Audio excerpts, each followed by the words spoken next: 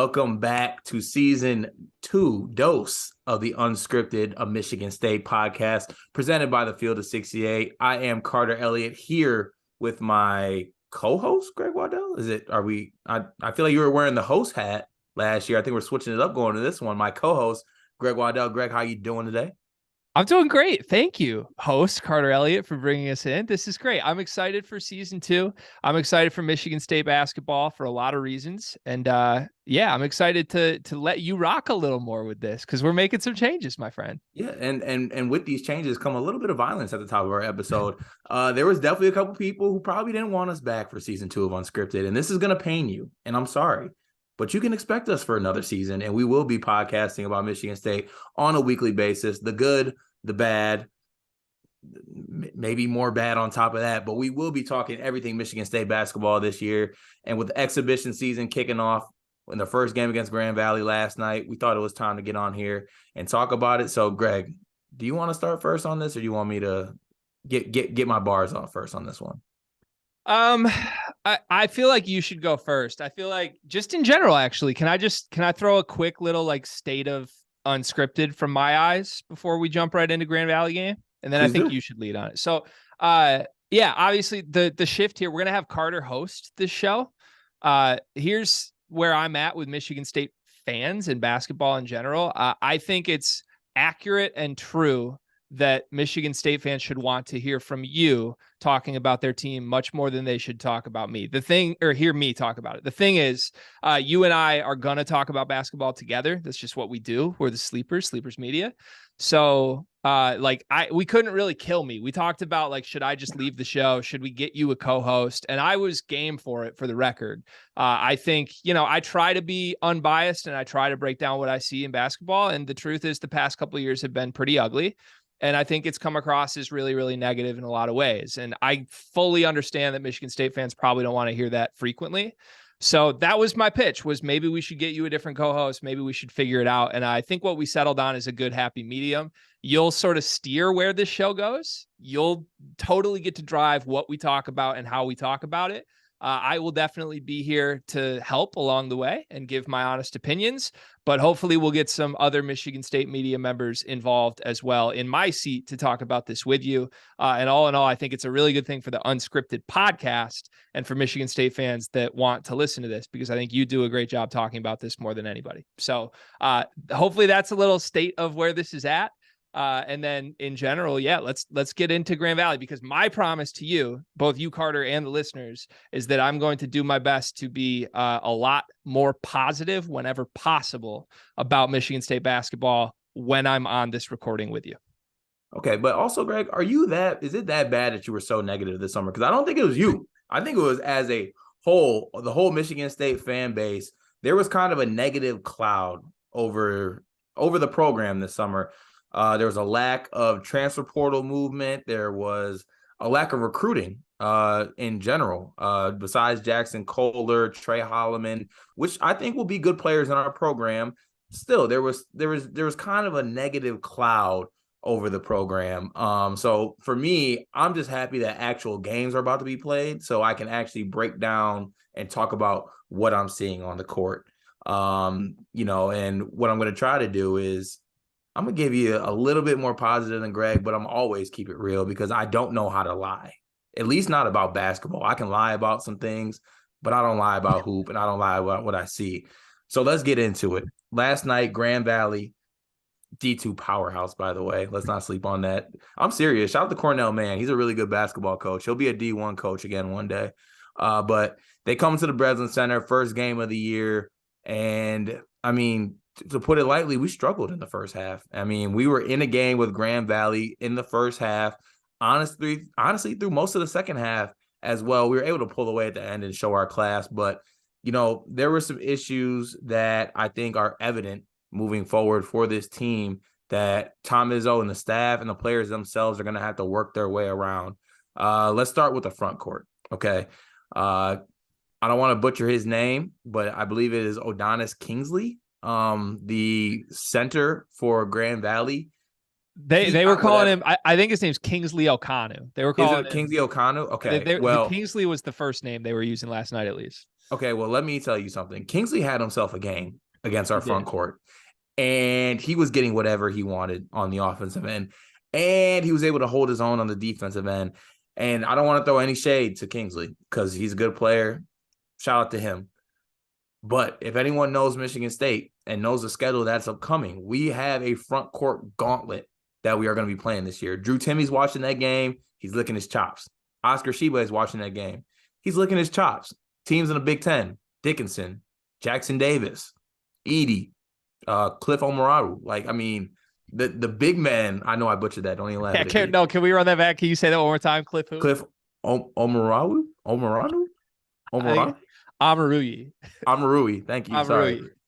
But anyway, we got a front court gauntlet that we have to go through. And last night, though an exhibition game, did nothing to kind of, calm my doubts at all about where the front court is. And I'm still in the court where I want to go full small ball with this team and kind of just, accept the defensive and the rebounding deficiencies and just try to get your own on the other end. And I think that's the way we got to go this year. Yeah, I think the big question for everyone coming into this game was, what's the center spot going to look like? If you listen to all the offseason comments from Izzo and the players and any media members who have seen the team, like, nobody's concerned about the backcourt, right? And Jaden Akins was not playing in this game, and that's a big factor. We need to talk about that here in this episode at some point. But even without Akins, like, you're not overly worried about Hoggard. You're not overly worried about Walker and what they're going to bring to the table. And obviously, you even have depth there, right? You have Trey Holloman as a third option who got a little more run than I expected last night, and I think had ups and downs that we can talk about too. But the spot of concern across the whole roster is center. And we know that if the center spot's a total disaster, there are creative ways around that. He could go small ball. He didn't do that last night at all, even though Hauser and Hall both played close to 30 minutes, which was great to see. Those primarily came at the 3 and 4 together on the court, not really ever any of them stepping in and playing center at any point. So my eyes were on Mady in a big way last night.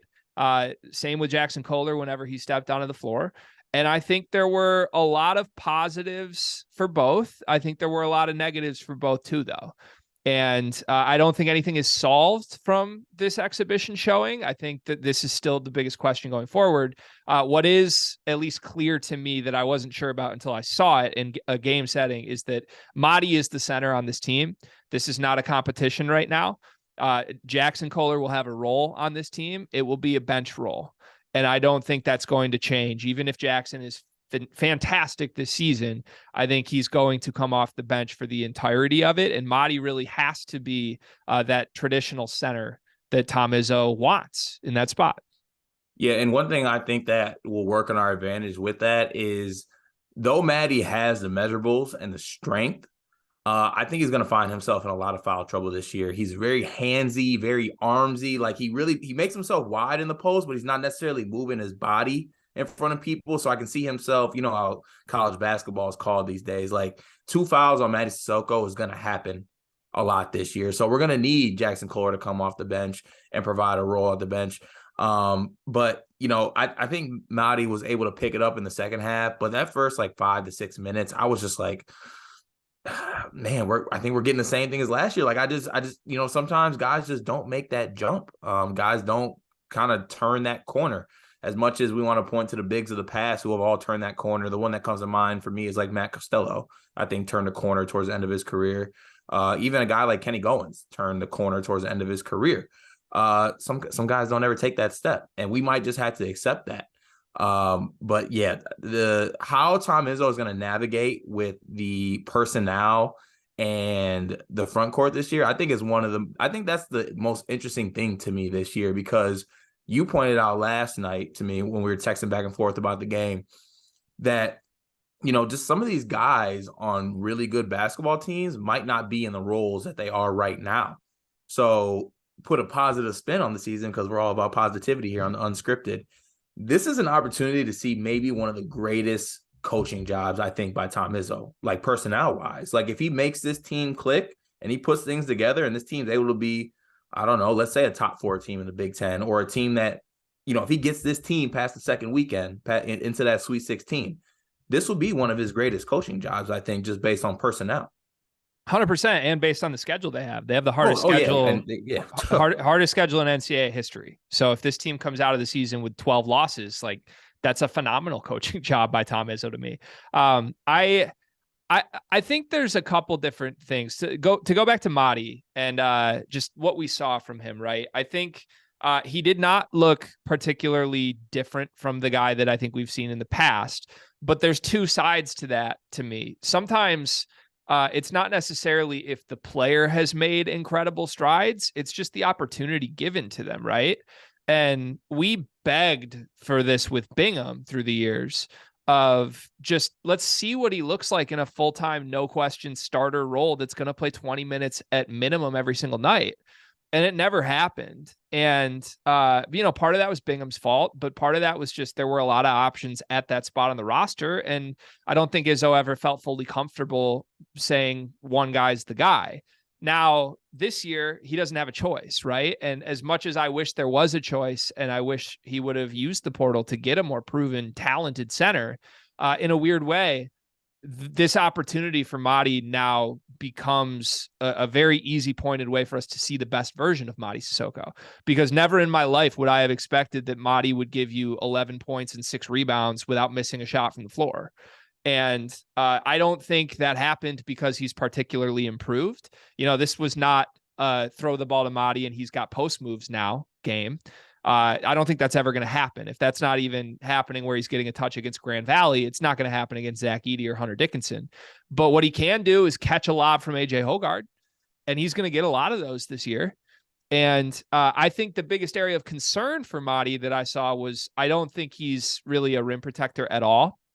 And I don't think he was against this level of competition, let alone against Big Ten size, Big Ten speed. The guards in the Big Ten, even though we make fun of how there aren't a lot of great ones this year, it's a wholly different pace of a game.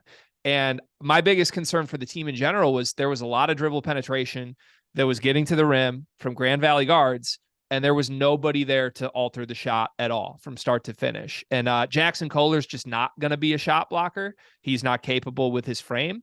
Mady has the frame. So to me, that's got to be fixed from watching film, maybe some conversations with the coaches. And, I think it's possible that gets a lot better. But I think at least as far as last night goes, there was a lot of he's not really reading the game the right way defensively. He's sort of in the wrong spot. And I think it goes back to your point, which you've said for a year now. We're not really sure what Maddie's basketball senses are. Like, a lot of times he doesn't look like a basketball player. He looks like a guy who's 6'10" and built in the weight room that is now thrown on a basketball court. So I think he's made strides there, but can he get there defensively? If he can, that would be a huge boost for this team. Right. And that's really all I want from him, honestly. Like, I would take just a defensive anchor center. And I think you hit the nail right on the head with the instincts. Like, this, and we're going to do this in the first episode. We're going to refer to my basketball playing days here. I was a 6'6", 6'7" center that could not jump over a phone book, but I knew that I couldn't jump over a phone book, and I knew that I didn't have a big wingspan or anything like that. So I got all my block shots by being in the right spot. Like, half of blocking shots is rotation and reading the game and knowing where to be. Unfortunately, for all the physical gifts that Mady has, I don't think that mentally he's seeing the game defensively or offensively, for that matter. And you can mark that up to him only playing 3 minutes a game the past 2 years, or you could possibly mark it up to he just doesn't have that as a player. Like, some players just don't have that instinct. So, I mean, like you said, I think it's something we're going to see this year because he's going to have to play. Like, we knew he was going to have to play coming into the year. And if last night confirmed anything, like, he's going to play. He's going to be our starting center. So yeah, for sure. I had an Izzo point. Sorry to jump in, but I forgot. I had two different things. One was Mady and one was Izzo from what you said. So I wholeheartedly agree that this could set up for one of Tom Izzo's finest jobs in his career. And I honestly think it will. I think I saw enough in that second half, which we will get to here, that I think has me confident this team's going to be all right. But to me, the most interesting thing for Izzo with this team this season is this team could force him to evolve and play in some different ways he doesn't want to, just off of personnel alone. And, I don't think anything groundbreaking happened here. Like, I don't think we saw the small ball look we want to see yet.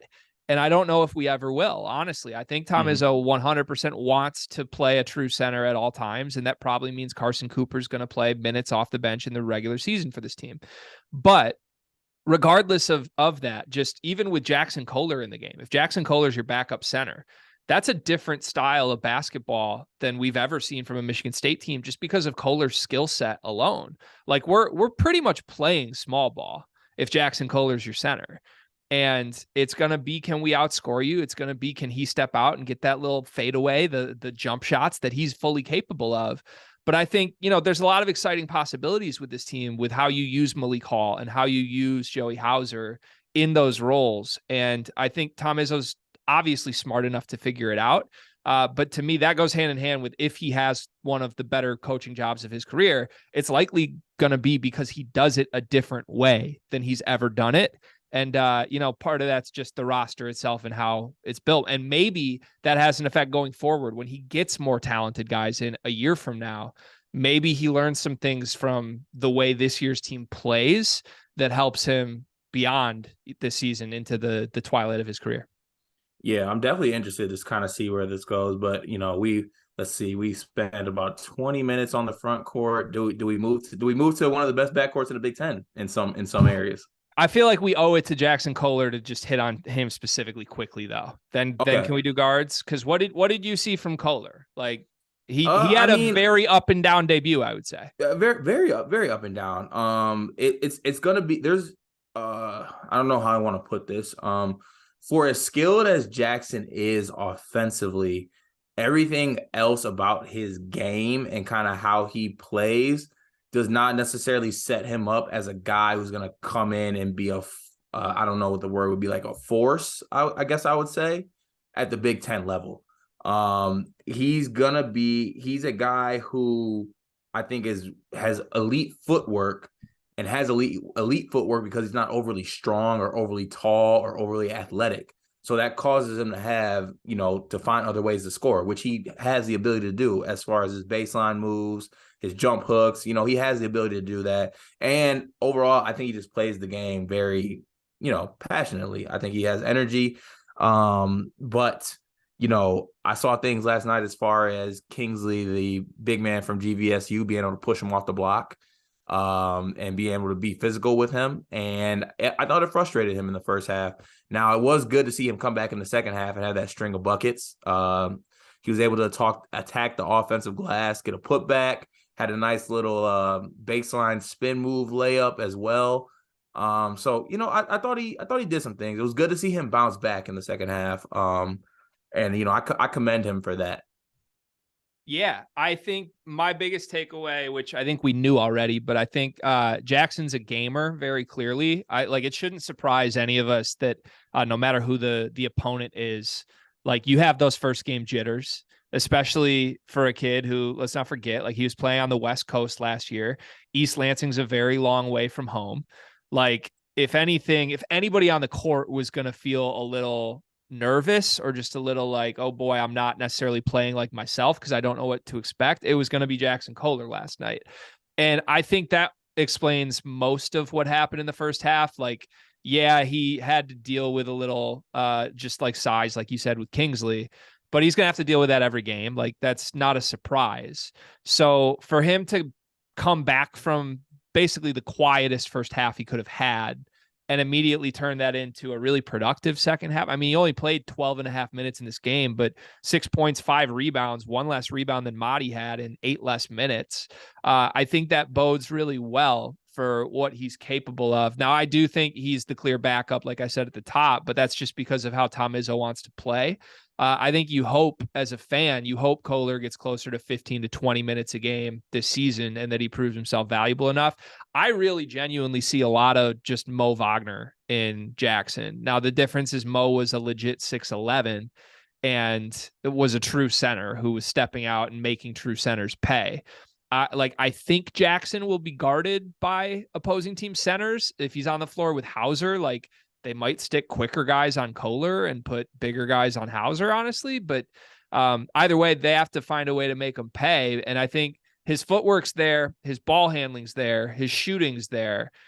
If he could just be a little taller, honestly, like it's just like right now I see him more as a 4 than a 5, and a 4 with great post moves on the block for sure.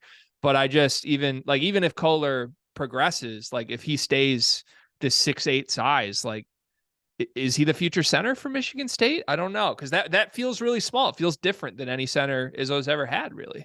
Yeah, I mean, even looking ahead to next year's team, I would rather have Xavier Booker playing center than Jackson Kohler. Yeah, and I think the two can play together. Fit, low key. Yeah, the two can play together. Whether you call it 5-4, I don't think it matters. Like that's a nice pairing. But yeah, I see a lot of 6'8" Mo Wagner. Like he's gonna piss teams off. He's gonna do the celebrations. He's just got that quote unquote punchable face that people hate, and he's gonna be a hell of a player who makes a lot of really really awesome highlight reel offensive plays. So you don't see Nikola Jokic or Tyler Hansbrough? Do you want to speak on the Hansbrough comp? I just want to speak on comps in general, because I did an exercise last night and I went through Twitter and I looked at all the comps that were thrown out. So I thought a couple for you. Trey Holloman, don't want to say this, but see a little Cassius in him. Wait, can we make this a game? Can you read them off and then I'll rate them on a 1 to 5 star scale?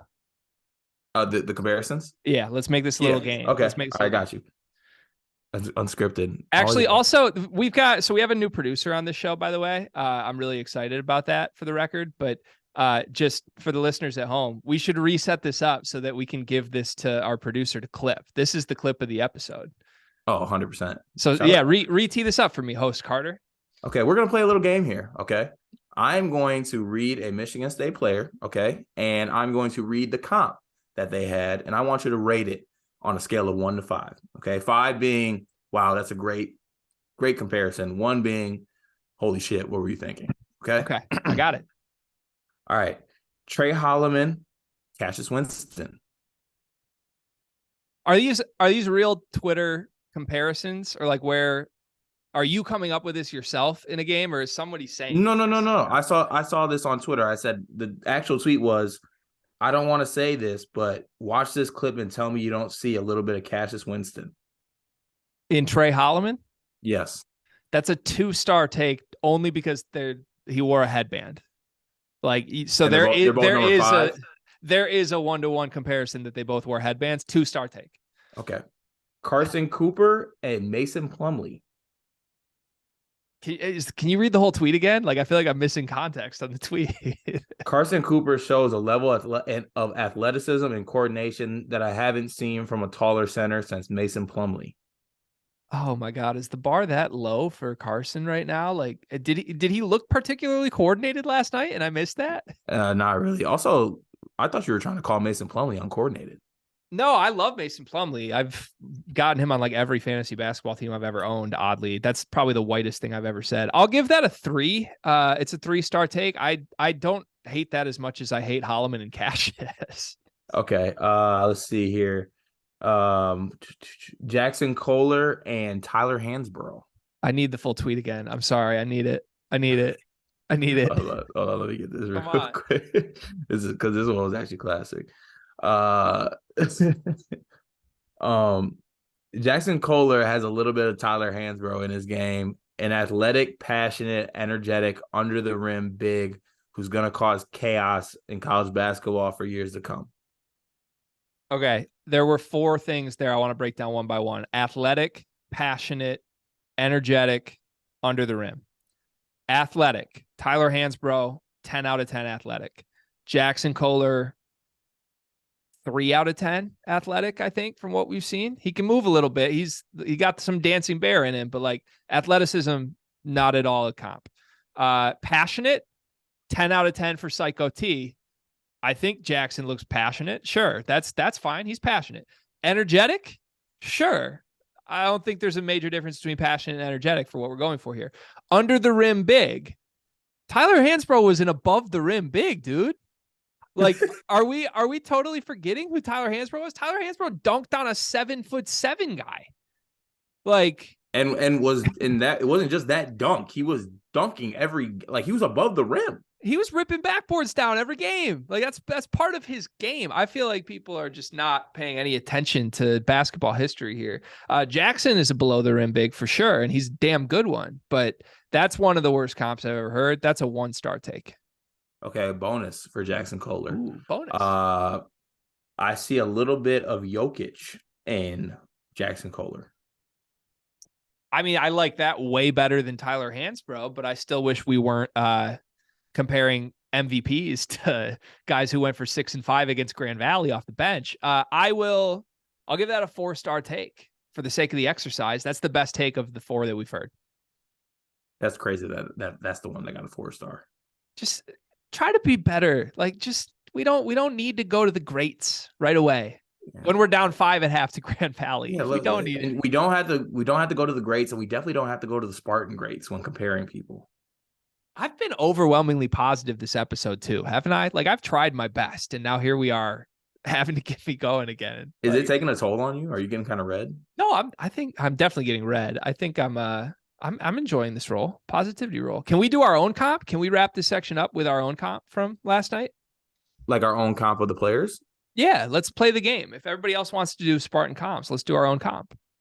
Okay. I really don't know if I can give anybody comps, so that's the thing. I think everyone was playing like themselves. I saw a good amount of Dwayne Wade in Tyson Walker last night.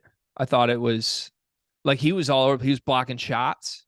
He was super athletic. He was like, I was really impressed with how Tyson was used. We'll talk about that seriously in a second. But, a true shooting guard who was flying around, blocking shots, making jumpers, like taking off the dribble stuff in the mid-range. I loved it. I thought he looked like D Wade last night.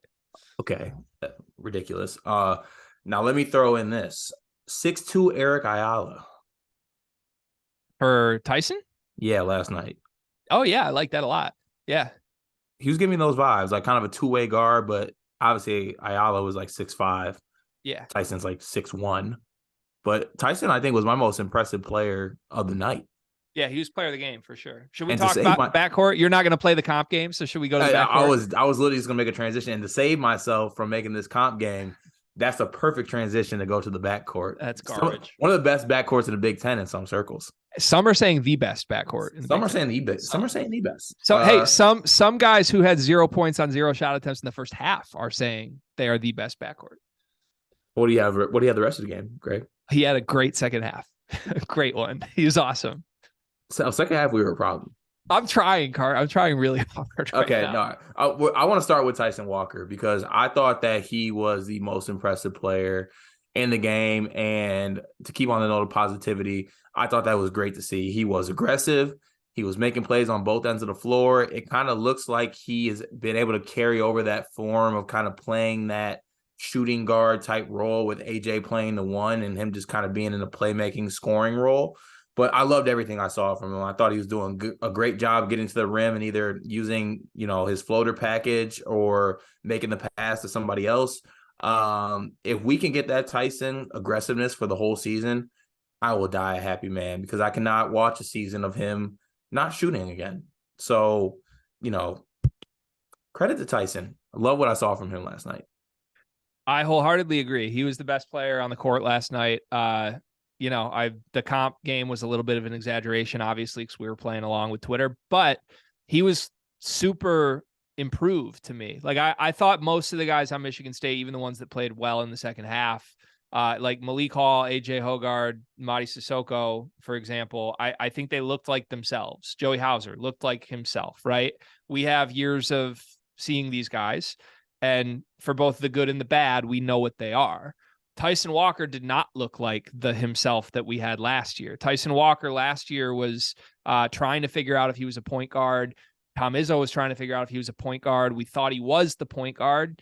And, as the year went on, we transitioned more of that to AJ Hoggard. Part of that was because AJ earned it, but part of it was because Tyson didn't earn it.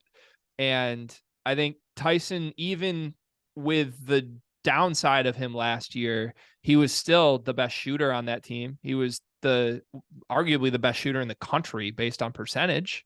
And if the biggest thing was, hey, we just need to get you shooting more, then, step one was what happened last night. They pushed him entirely off the ball. It was AJ's show to run the offense, but it was Tyson's role to make shots.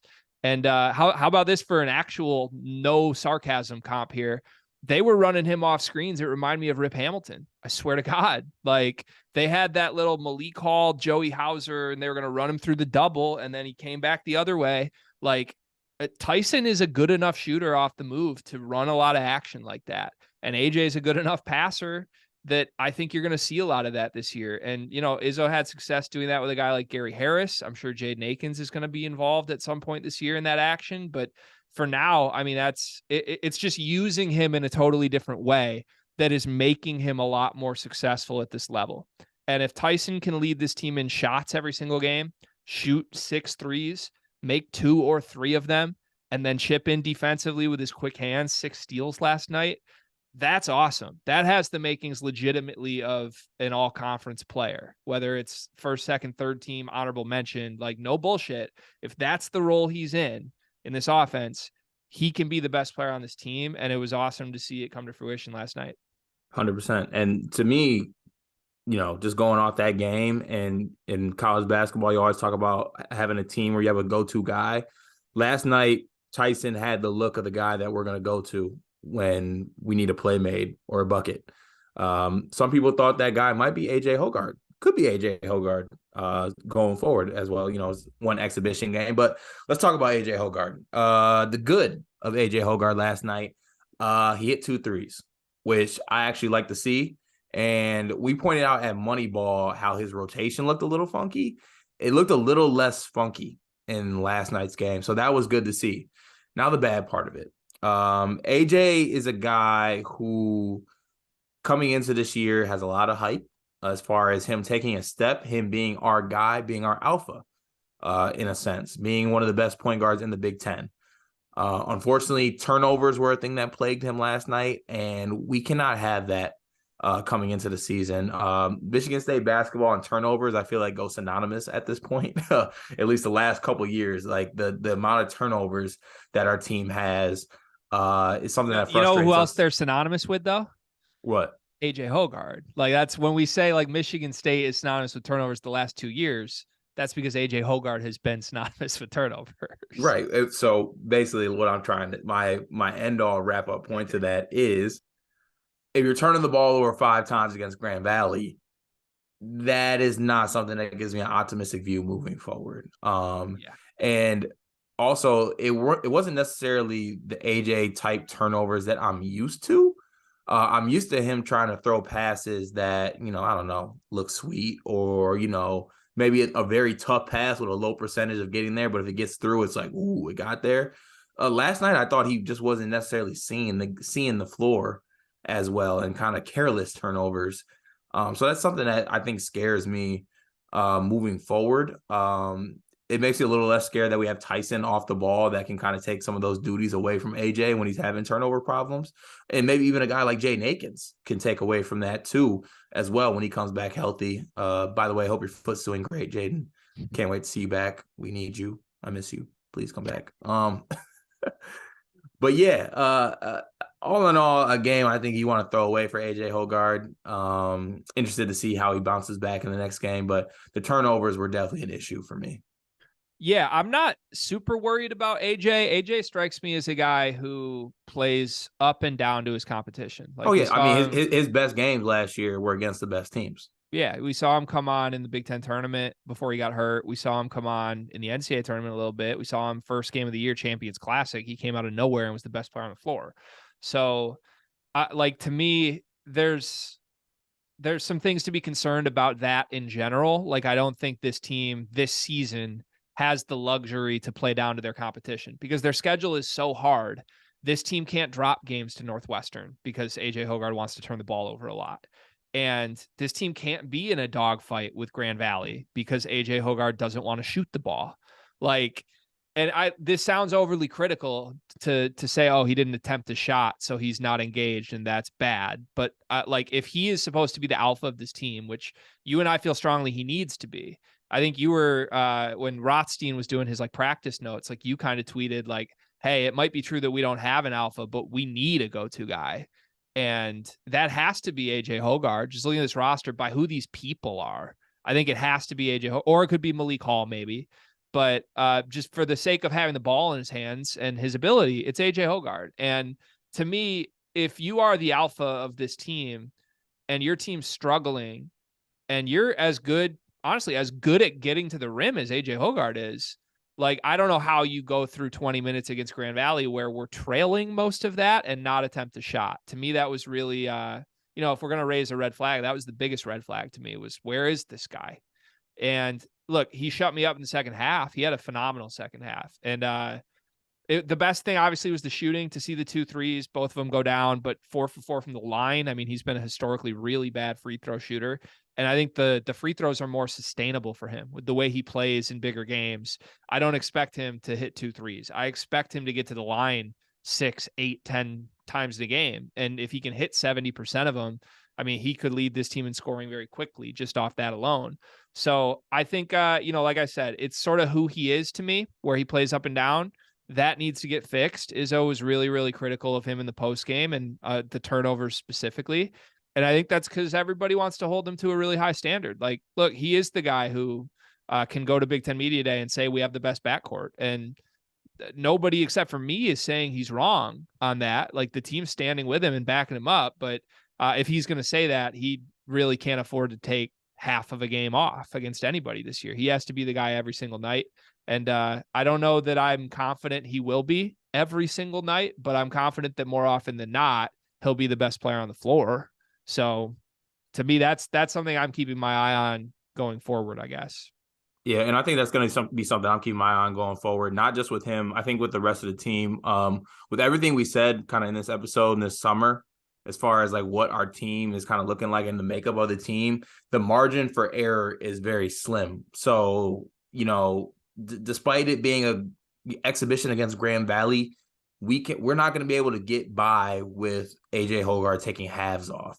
A guy like Malik Hall, who for as great as he was at some points last year, he had games where he disappeared. And we cannot have disappearing acts from him this year with the way this team is made up. So, guys are going to have to step up. And, will they step up? I mean, that's basically why we watch the game and why we're going to talk on this podcast about it, because we're going to see if they're going to step up. But there's guys that have to step up on this team.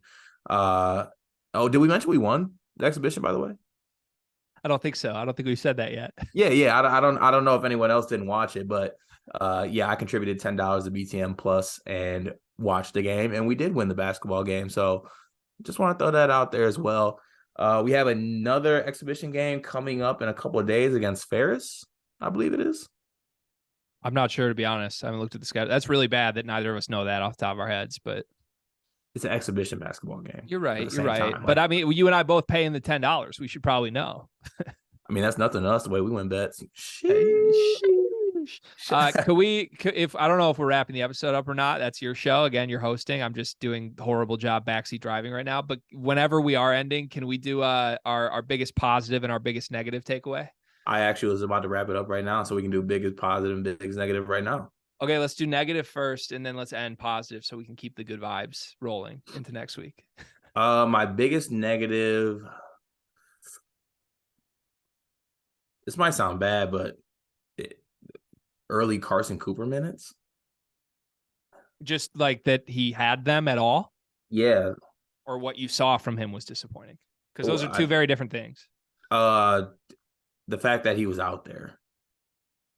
I think we got to prepare ourselves for that all the time, though.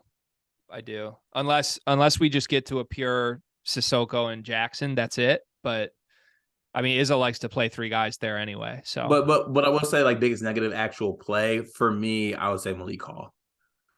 Okay, we didn't really talk about him. What I'm saying. Like, I feel like he was just kind of on cruise control, like, mode, kind of. If he's, cruise control, 3 for 5 from 3, 15 points, led him in scoring. I don't know. It was just something about the actual Washington play that just didn't sit right with me. He did have 5 turnovers, which is a problem. If Hoggard's going to turn it over, like your 2 quote unquote captains can't be those guys, Right. Okay. I like those. I think those are fair.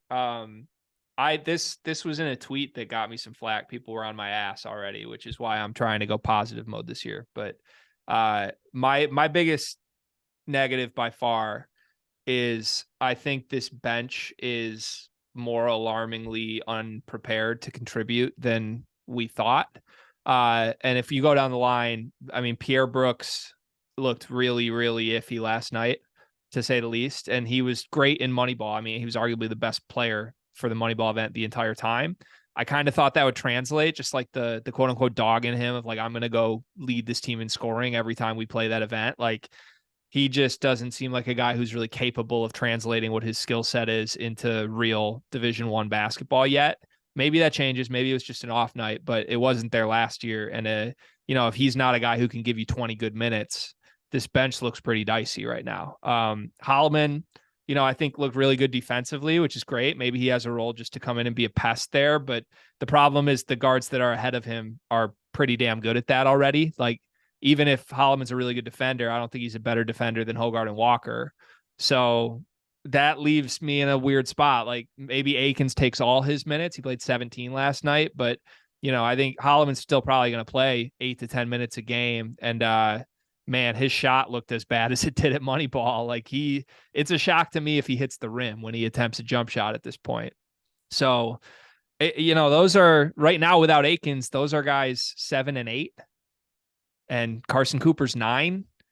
And that's, I mean, to not be super hyperbolic, that's one of the worst benches I've ever seen in the Big Ten. Now Jackson Kohler is going to contribute. So you got 6 you really like. And when Akins is back, you got 7.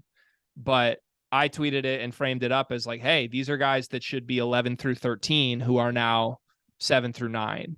And I think that's a pretty fair assessment of where this roster's at. Like, I think these are guys that on a good team would be end of bench in street clothes or in jumpsuits. And instead, like, we've got 3 guys that have to play 10 minutes a game that just look totally unprepared to contribute. Yeah. I mean, that's no really lies told right there. Big positive. I feel like I already said it, but Tyson Walker was a big positive for me. So I'll just leave it at that. I already told you why. Yeah, I'm trying to not choose the same as you on this, but I'll say this. The same way I'm ripping on the bench, I want to give the starters credit because I think this is the first time we've seen Izzo in 2+ years play 4 guys almost 30 minutes. I mean, Hauser played 27, Hall played 29, Walker played 32, Hoggard played 27, and probably would have played more if not for the turnovers, right? And we haven't seen that, just straight up. We haven't seen that since the Cassius Winston, Matt McQuaid year. It's going to happen out of necessity this year, which brings some positives with it. And in that light, all 5 starters had 10+ points in this game. And I don't even think the starters played particularly well offensively. Like we've gone through it. And Joey Hauser, we didn't really talk about. He didn't shoot the ball super well. But I mean, if that's, to me, this is a low bar. What we saw from these 5 starters is essentially like the baseline of what I'd expect going forward. And to have 5 guys in double figures is massive. Because what did this team have last year? 1 guy in double figures, I think. Yes, 1. I mean, and I think I called DK crazy in the offseason when he said this team could have 5 guys in double figures. So it looks right there. And it looks right there because there's a mix of the minutes being played, but also the starters look ready. And that bodes well for this team. And you want to know the good part about that little inference you had there about guys scoring double digits? What's that? We got a whole season ahead of us to watch it, discuss it, and see it unfold here on the Unscripted podcast, the official Michigan State podcast of the Field of 68.